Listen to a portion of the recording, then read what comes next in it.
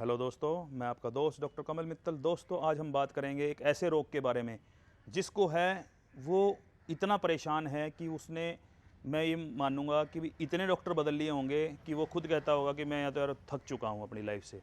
क्योंकि दोस्तों मेरे पास जब वो आते हैं थके थके से लोग आते हैं जिनका वेट बिल्कुल, ये लगा लीजिए, जो ये कहते हैं जी डॉक्टर साहब हमारा तो वज़न 80-80 90-90 किलो था और अब जो 40 रह गया या किसी का 50 रह गया। दोस्तों, मैं आज जिस रोग के बारे में बात कर रहा हूँ उस रोग के बारे में ये एक आम वो है कि वो एक तो इतने डॉक्टरों के पास जा चुके हैं और वहाँ जा जा के वो थक चुके हैं। वो थके थकाए से आते हैं मेरे पास और उनका मैं देखता हूँ पतले पतले से होते हैं। वो कहते हैं जी डॉक्टर साहब खाया पिया नहीं लगता और हमारा तो 70 किलो 80 किलो वजन था जो अब 40-45 या 50 ही रह गया है। तो उसके अंदर दोस्तों ख़ास बात क्या होती है इस बीमारी में? इस बीमारी के अंदर जिस रोग की बात मैं कर रहा हूँ कि बार बार टॉयलेट लगी रहती है, यानी बार बार पेचिश लगी रहती है, बार बार मल त्याग की इच्छा हो ही रहती है, आंतों के अंदर गुड़गड़ाहट हो ही रहती है। पेशेंट को कभी कभी मल त्याग के साथ में खून भी आ सकता है। कई बार लोग उस चीज़ को दूसरी बीमारी के साथ कोरिलेट कर देते हैं कि मुझे पाइल्स तो नहीं हो गया। नहीं दोस्तों, आपको पाइल्स नहीं है। ये सारे के सारे जो भी मैं सिम्टम बता रहा हूँ ये अल्सरेटिव कोलाइटिस के सिम्टम हैं, जिसको संग्रहणी भी बोला जाता है।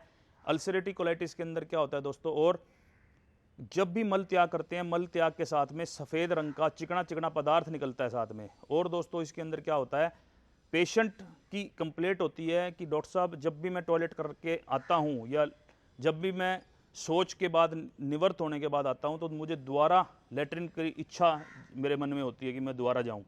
और जो लोगों का जो वज़न है, जिसका जैसे मैंने बताया कि 70-80 किलो का जो लोग होते हैं या जो भी फीमेल होती हैं, वो घट के 40 से 45 या 50 किलो तक का वज़न हो जाता है। और पेशेंट की इच्छा शक्ति अंदर से ख़त्म हो चुकी होती है।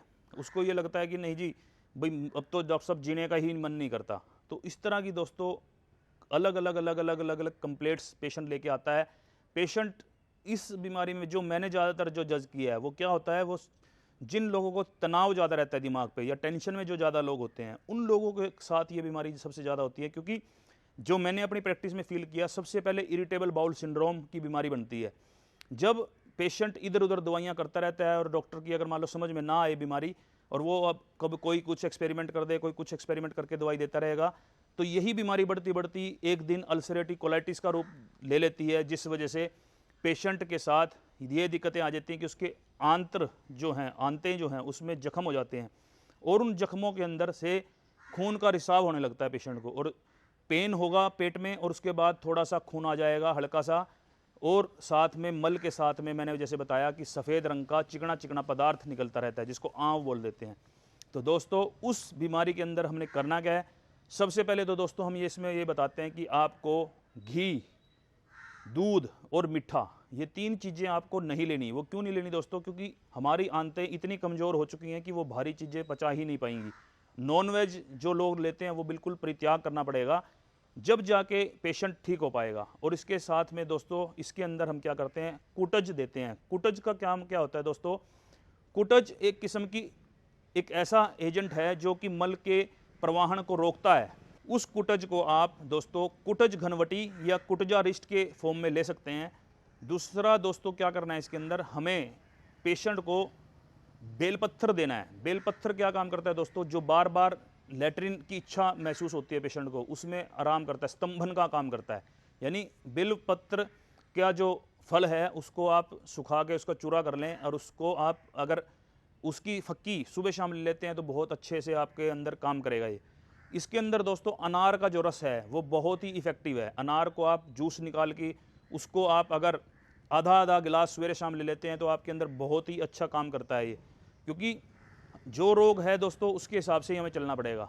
अब दोस्तों मैं और इसके अंदर जो बताऊं तो इसमें आपने क्या करना है दोस्तों, अल्सरेटिव कोलाइटिस के अंदर जो मैंने खुद पेशेंट्स को दिया है, इसमें धातकी के जो पुष्प हैं और साथ में दोस्तों शीशम के पत्ते, ये बहुत ही अच्छा काम करते हैं इसके अंदर। इनको धातकी के जो पुष्प हैं उनको सुखा लें और साथ में शीशम के पत्तों को भी सुखा के उसका चूर्ण कर लेते हैं। अगर आप आधा आधा चम्मच सुबह शाम ले लेते हैं तो बहुत ही अच्छा काम करती है दोस्तों।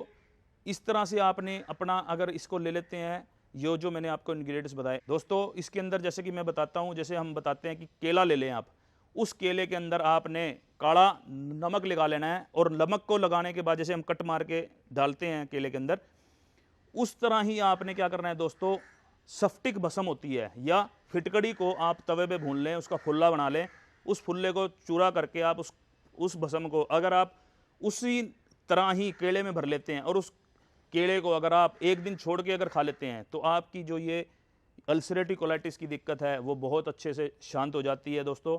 अगर दोस्तों फिर भी अगर आपको लगता है कि डॉक्टर साहब ने जितने भी तरीके बताए वो हमने सब कर लिए, फिर भी हमें दिक्कत आ रही है, तो दोस्तों मेरे पास यहाँ पे मेरी खुद के क्लिनिक पे अल्सरेटिव कोलाइटिस क्योर किट है, जिस किट के अंदर दोस्तों हम एक पाउडर देते हैं, वो आधा चम्मच सवेरे शाम लेना होता है, और 3-4 तरह की हम खाने की दवाइयाँ देते हैं।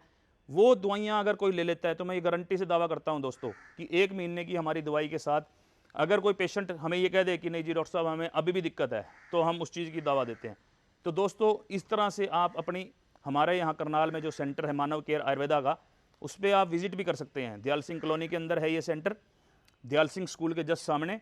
तो आप दोस्तों यहाँ पे आकर इस बीमारी से अपनी निजात पा सकते हैं। दोस्तों इसमें मेरा एक कॉन्टैक्ट नंबर भी आप नोट कर लें, 9466752663। दोस्तों मैं रिपीट कर रहा हूँ, 9466752663। तो दोस्तों आपको ये जानकारी कैसी लगी इसको ज़रूर बताएं कमेंट बॉक्स में, और अगर अच्छी लगी हो तो अपने दोस्तों तक ज़रूर शेयर करें और लाइक करें, जिससे हमारा उत्साह बढ़ेगा। और दोस्तों इसी के साथ ही मैं अपने शब्दों को विराम देता हूँ। जय आयुर्वेदा, जय भारत।